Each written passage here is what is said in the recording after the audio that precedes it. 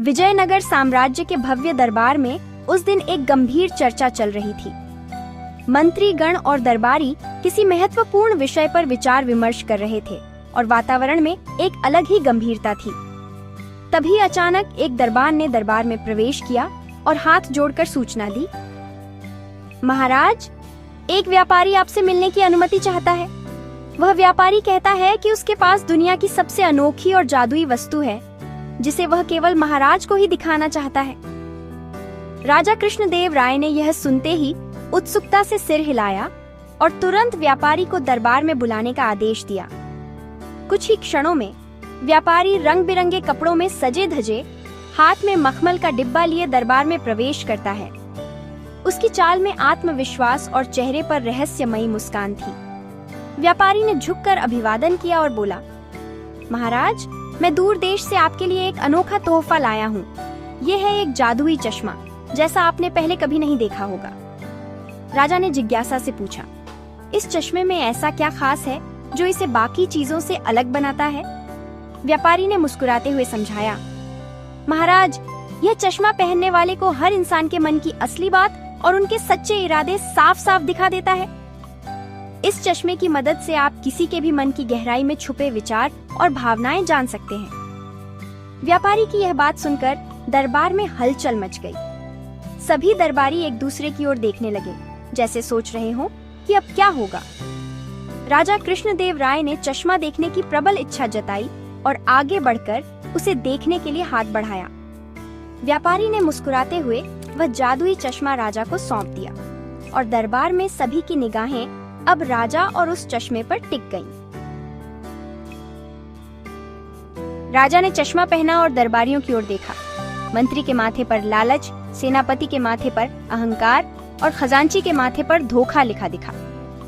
राजा मन में, क्या मेरे दरबारी सच में ऐसे हैं? राजा को अपने दरबार की सच्चाई देखकर गहरा झटका लगा। राजा ने चश्मा उतारकर मेज पर रख दिया। राजा, व्यापारी, यह चश्मा तो वाकई जादुई है। दरबारियों के चेहरे पर चिंता थी। सब सोच रहे थे कि कहीं उनका राज न खुल जाए। राजा की नजर तेनालीराम पर पड़ी, जो दरबार में सबसे अलग और शांत खड़े थे। उनकी मुस्कान में आत्मविश्वास और समझदारी झलक रही थी, मानो वे हर परिस्थिति को भांप सकते हों।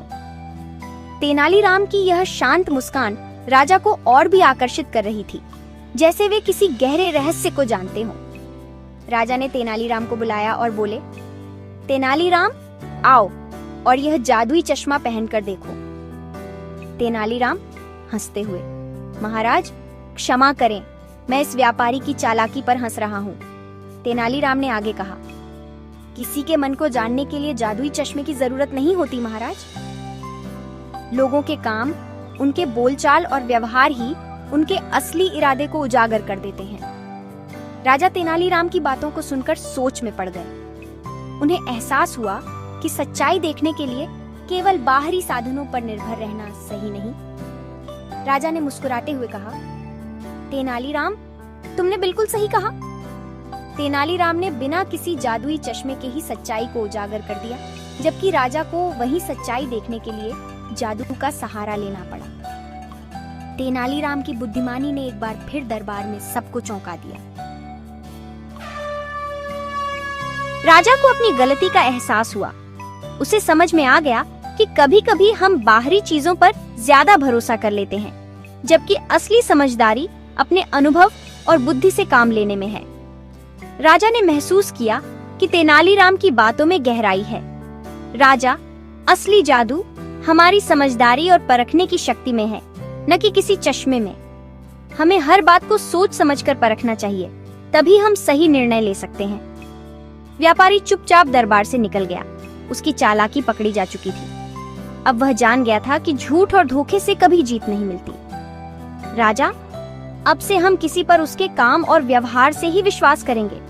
किसी की सच्चाई उसके कर्मों से ही साबित होती है, न कि दिखावे से। तेनालीराम की बुद्धिमानी ने दरबार को धोखे से बचा लिया। उसकी सूझबूझ और ईमानदारी ने सबको सच्चाई का महत्व समझाया। राजा ने तेनालीराम को इनाम दिया और सबक सिखाया, सच्चाई और ईमानदारी ही असली ताकत है। जब हम सच्चे और ईमानदार होते हैं तो सबका विश्वास जीतते हैं। बच्चों, असली जादू हमारी अच्छाई और सच्चाई में है।